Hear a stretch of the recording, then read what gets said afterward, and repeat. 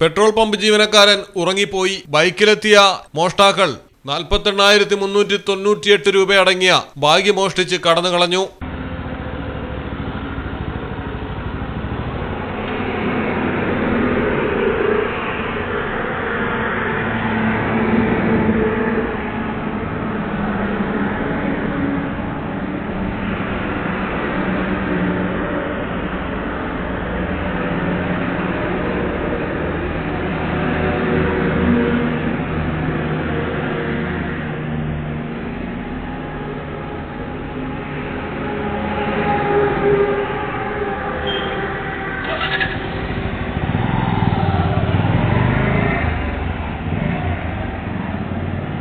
പാലക്കാട് വടക്കാഞ്ചേരി പന്തലാംപാടത്താണ് സംഭവം.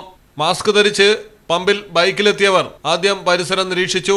ഈ സമയമെല്ലാം ജീവനക്കാരൻ പമ്പിൽ മെഷീനോട് ചേർന്ന് കസേരയിലിരുന്ന് ഉറങ്ങുകയായിരുന്നു. യുവാക്കളിലൊരാൾ മെഷീന് സമീപം വെച്ചിരുന്ന പണമടങ്ങിയ ബാഗ് എടുത്ത് അതിവേഗം കടന്നുകളയുകയായിരുന്നു. ജോലി ക്ഷീണം കൊണ്ടാകാം ജീവനക്കാരൻ അഗാധമായ ഉറക്കത്തിലായിരുന്നു. ബൈക്ക് വന്നതും പോയതും ഒന്നും അറിഞ്ഞതേയില്ല. നമ്പർ ട്രേസ് ചെയ്ത് ബൈക്ക് എറണാകുളം സ്വദേശിയുടേതാണെന്ന് പോലീസ് കണ്ടെത്തിയിട്ടുണ്ട്. പ്രതികൾക്കായി അന്വേഷണം തുടരുന്നു. മലയാളം ടെലിവിഷൻ, പാലക്കാട്.